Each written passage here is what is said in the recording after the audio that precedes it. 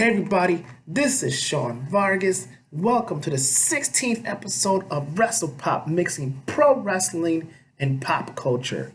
My aim with WrestlePop is for you to be yourself as I review wrestling events, live concerts, conventions, or sporting events. Today, I am going to review the start of the Wednesday Night Wrestling Wars, which occurred this past Wednesday on October 2nd, as AEW Dynamite premiered on TNT at the same time as WWE NXT, which had both hours premiering on a USA network. I will review both shows and analyze which promotion won the night, including who had the better show.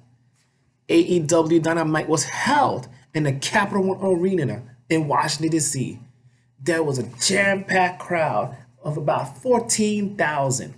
We are joined by the legendary Tony Schiavone, Excalibur, and Jim Ross at the commentary table.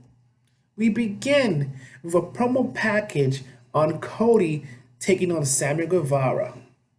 The first match saw Cody defeating Sammy Guevara in the first wrestling match to air on TNT since 2001.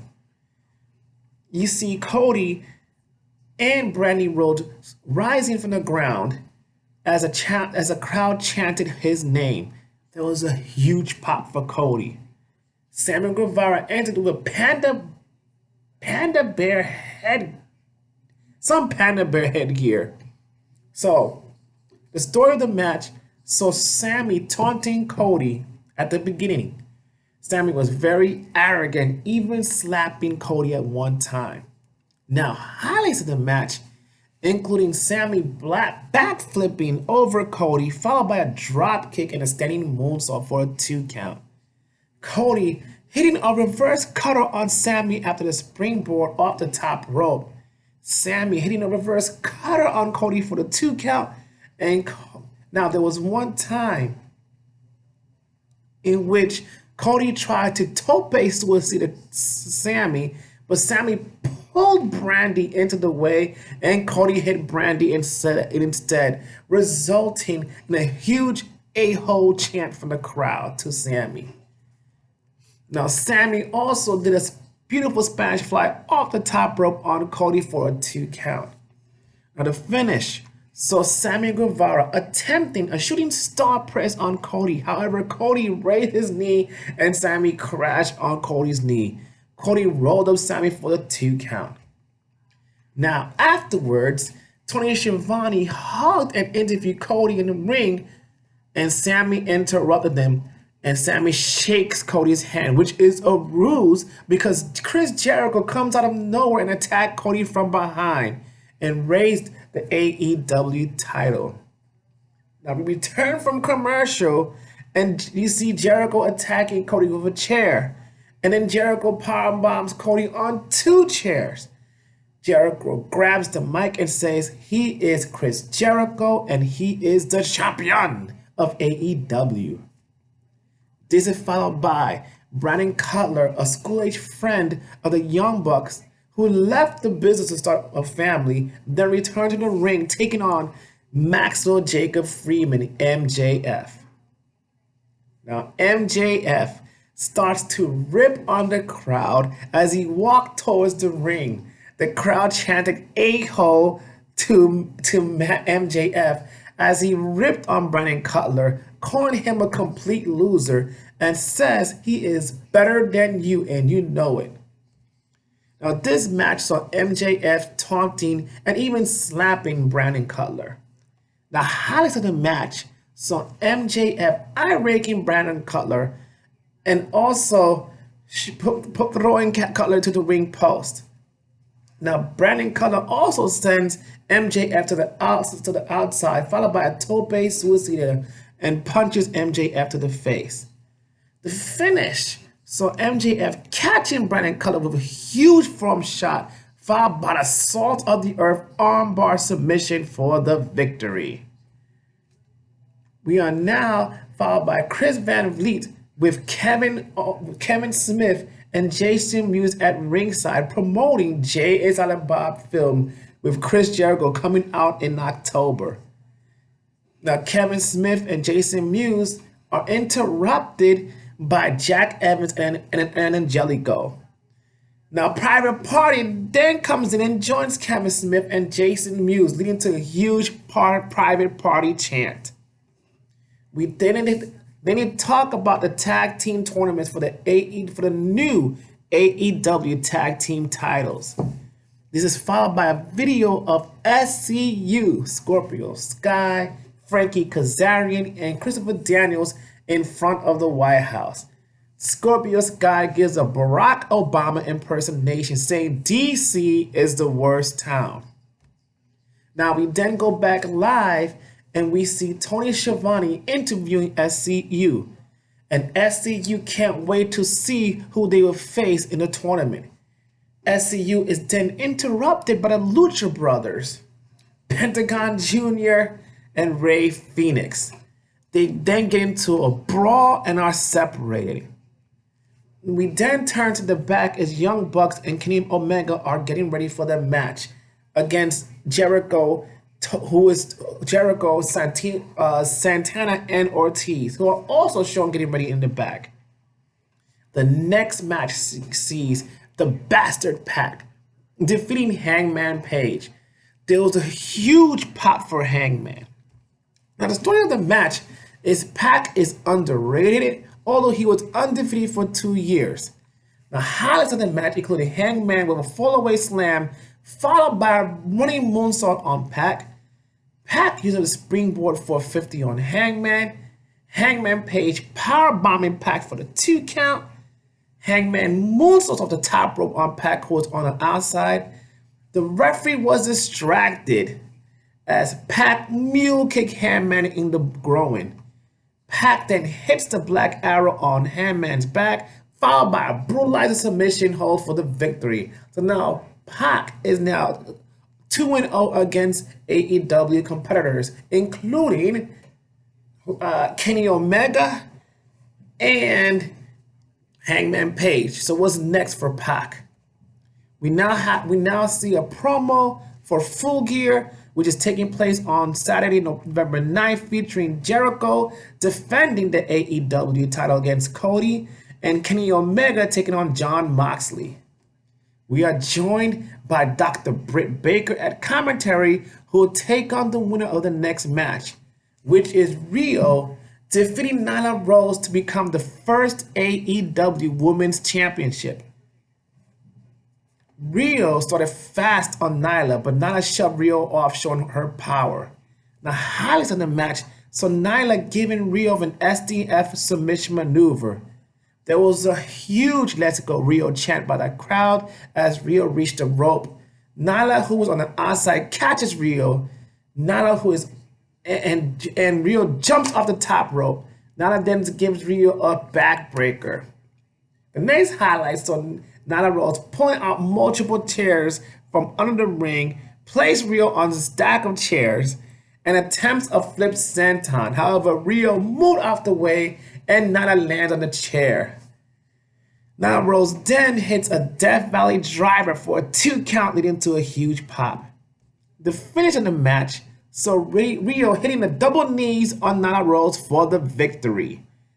Afterwards, Nyla Rose attacks Rio and Michael Nakasawa, who was interviewing Rio. Nyla gives Nakasawa a double clutch Liger bomb and attacks Rio. Kenny Omega then saves the day. The next match, which is the main event, so being the elite of Kenny Omega, the Young Bucks, Matt and Nick Jackson, losing to Chris Jericho, Santana, and Ortiz. Now, Chris Jericho started the match with mind games. He was about to face Kenny, but he instead tagged Santana. Now Matt and Nick Jackson engaged in a super kick party on Jericho, Santana, and Ortiz. Now, out of nowhere, Jon Moxley ends up behind Omega, attacks him, and they brawl through the back, leading to a 3-on-2 situation between the Young Bucks, Santana, Ortiz, and Jericho. The highlights of this match included Omega attacking Moxley with a mop, and then Jericho and Omega fight in the not Jericho, but Moxley and Omega fight in the VIP area. Moxley sends Omega into a steel door and then gives him a dirty deeds arm through a glass table. Now, the finish of the match saw Matt and Nick Jackson could not overcome the 3-on-2 advantage as Chris Jericho hit the Judas Effect elbow on Matt Jackson for the victory. After the match, we have chaos. Cody runs to attack Chris Jericho. Sammy Guevara attacks Cody with a low blow kick. Dustin Rhodes attacks Sammy Guevara. And out of nowhere, Jake Hager, formerly Jack Swagger in the WWE, attacks Dustin Rhodes and the rest of the faces, resulting in a huge "We the People" chant. Hager gives Dustin Rhodes a gut-wrenching powerbomb on the podium, and then Jericho gives Cody the Judas Effect elbow. Jericho, Santana, Ortiz, Guevara, Hager, and the Knight by standing over Being the Elite and Dustin Rhodes. Could this be a new faction in AEW as AEW goes off the air? So I'll say it's a good episode by AEW Dynamite. Good episode. Let's turn it over to WWE NXT occurring in the Full Sail Auditorium in Full Sail University. We are joined by Mauro Ranallo, Nigel McGuinness, and Beth Phoenix. Adam Cole of the Undisputed Era retained the NXT Championship by defeating the original bro, Matt Riddle. This was a good match. Cole was wearing a cast on his wrist after being attacked last week by Matt Riddle with the Fujiwara armbar. Now, there was a dueling undisputed "Let's Go Bro" chant by the crowd. Now, Matt Riddle started the match with a quick takedown on Adam Cole and immediately went for the Fujiwara armbar. The highlights of the match, including Adam hitting a Ushigoroshi on Riddle, Matt Riddle hitting an exploded suplex on Cole, and also hitting a German suplex on Cole for a 2 count. There was a huge "This is awesome" chant from the crowd. Riddle trying a floating bro, but Cole lifted his knees. Adam Cole then hits the Panama Sunrise on Riddle, but Riddle kicked out onto, popping the crowd. And Riddle catching Cole with the floating bro on Adam for a 2 count, popping the crowd to chant "Fight Forever."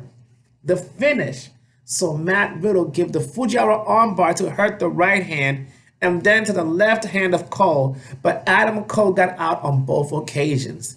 Adam Cole then gives Matt Riddle a last shot knee to the back of the head for the victory. Afterwards, the music plays and Finn Balor walks to the ring, popping the crowd, and a holy expletive chant by the crowd. The crowd then chants "Welcome back." Finn grabs the mic and tells Adam Cole, as for now, Finn Balor is NXT. So yes, you have Finn Balor returning to NXT, which is awesome. We are then given a preview of Candice LeRae challenging Shayna Baszler for the WWE NXT Women's Champion. And we see Candice LeRae and Shayna Baszler in the back preparing for their upcoming match. We then see Velveteen Dream in the entranceway, who was sitting on some chair of some sort and surrounded by women. Velveteen Dream then states, "What you are feeling is the Velveteen Dream experience. That feeling is known as the climax of life where the spotlight shines the brightest."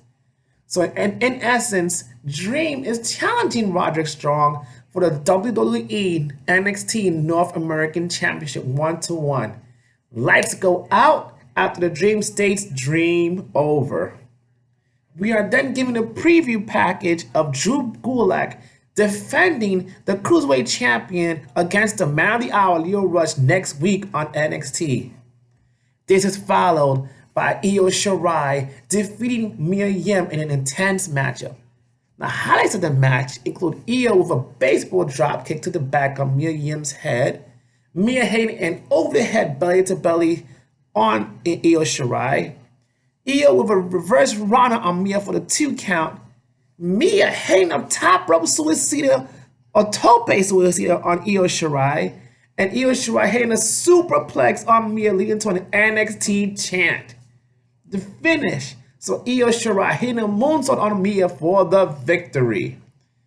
We then to the crowd and see Kevin Nash and Scott Hall are sitting in the crowd. Afterwards, we see the Street Profits, Montez Ford, accompanied by his wife, Bianca Belair, and Angela Dawkins walk into the arena. We are now given a video package of Tegan Knox, who had a major injury, is now making her way back to NXT. This is followed by Johnny Gargano defeating Shane Thorne. This is my first time seeing Shane Thorne, who entered the ring wearing a fur sleeveless jacket. And the story of the match is Shane Thorne has a huge chip on his shoulder and would like to embarrass Johnny Gargano, who is the face of NXT. The highlights of the match include Johnny Gargano hitting a tope suicida on Thorne, and then Johnny hitting a slingshot spear on Thorne for only a 2 count. Now Thorne also had some good maneuvers as he hit a leg lariat on Johnny, who was in the corner, followed by a cannonball. Now it also has Shane Thorne hitting an Akira Tower powerbomb on Gargano for the 2 count. That Akira Tower powerbomb was awesome looking. Now the finish of the match, so Johnny give Shane Thorne a poison Rana followed by a super kick for the victory. Now we are now given a preview of Friday Night SmackDown featuring The Rock. Afterwards, we see Shayna Baszler defeating Candice LeRae to retain the NXT Women's Championship. Shayna began the match by taunting Candice LeRae. Now, highlights of the match include Candice with a step-up enziguri on Shayna, and then Shayna focused on Candice's left arm as she rammed Candice to the steel steps, leading to LeRae clutching her left arm. Then Shayna stomps Candice's left arm into the steel steps. Now, Shayna continuously worked on LeRae's left arm with arm holds throughout the match. Now, there was one time in which Candice caught Shayna on the apron with a DDT, followed by 3 tope suicidas in a row on Shayna. Now Candice LeRae gave a diving swinging neckbreaker off the top rope on Shayna Baszler for a 2 count, leading to a "This is awesome" chant by the crowd. Now the finish. So Candice fought off as much as she can, but she could not get out of the Akira Fuda clutch by Shayna. Shayna Baszler wins with a submission victory. Listen, I know Shayna Baszler is a heel, but I am a huge fan of Shayna Baszler. Now we are joined by Mark Henry, Stephanie McMahon, and Alundra Blaze being shown in the crowd. We are then given a preview of Hell in a Cell, which is happening this Sunday, October 6th. We are then given a video package of Kushida versus Walter, who would battle next week on NXT. This is followed by Pete Dunne defeating Danny Burch in a very hard-hitting match. They try to do joint manipulation on each other. The highlights of the match include Pete Dunne giving a powerful clothesline on Burch, and this match represented the best of British strong style as both competitors smash each other. Now Pete Dunne gave a German suplex on Burch, followed by stomping his hands and a sit-down powerbomb for a 2 count. Then Burch headbutt Dunne, followed by a pop-up powerbomb, and an overhead DDT only resulted in a 2 count. Now the finish of the match, so Pete Dunne using a joint manipulation on Burch, followed by the bitter end for the victory. Afterwards, Damian Priest, formerly Punishment Martinez, attacking Pete Dunne. So I guess Damian Priest has his eyes set on Pete Dunne. Damian Priest, you messing with the wrong person. Nobody messes with the bruiserweight. Now, we all now go to the back with Kathy Kelly interviewing Adam Cole. And the rest of Undisputed show up complaining about Balor. Adam Cole says to the rest of Undisputed, don't worry about it. Our focus should be on maintaining the prophecy that the Undisputed Era will own all the titles. We are now given scene. Now we now see a video package of the Street Profits taking on an Undisputed Era to regain as the Street Profits want to regain they want to regain the NXT Tag Team Championships. The main event saw the Undisputed Era of Bobby Fish and Kyle O'Reilly defeating the Street Profits, Montez Ford, and Angelo Dawkins. This was a good match. Now, Wally leads Street Profits to the ring, leading to a solo cup party, which was amazing, which is a sight to be seen. Now, Angelo Dawkins started the match with Kyle O'Reilly, leading to a huge "We Want the Smoke" chant by the crowd. This was an amazing main event as the Street Profits and Undisputed Era went back and forth. The highlights include Montez with a high-flying dropkick on Bobby Fish and Kyle O'Reilly. Bobby Fish hitting 3 snag suplexes on Montez Ford for a 2 count. And the Undisputed Era worked over Montez Ford until Ford was able to make the hot tag on Angelo Dawkins, popping the crowd. Dawkins goes crazy on the Undisputed Era, including a left catcher suplex on O'Reilly and Fish. Now, there is a crazy scene in which Montez Ford somersaulted over the top rope onto Angelo Dawkins, Bobby Fish, and Kyle O'Reilly, who were on the outside, leading to a holy expletive chant from the crowd. Now the finish, so Montez Ford about to splash Bobby Fish, but Roderick Strong came out of nowhere to interfere. And Fish and O'Reilly caught Ford with a high-low for the victory. Afterwards, Adam Cole walked out to the entranceway and the music played. Tommaso Ciampa shows up out of nowhere and he eyes Adam Cole's title, and then he goes face-to-face with Adam Cole. Adam Cole now has to contend with both Finn Balor and Tommaso Ciampa. So, if I were to rate both WWE, NXT, and AEW, I will rate AEW an 8 out of 10. AEW Dynamite at an 8 out of 10, and WWE NXT a 9 out of 10. WWE NXT was a stronger show and had more intensity than AEW Dynamite.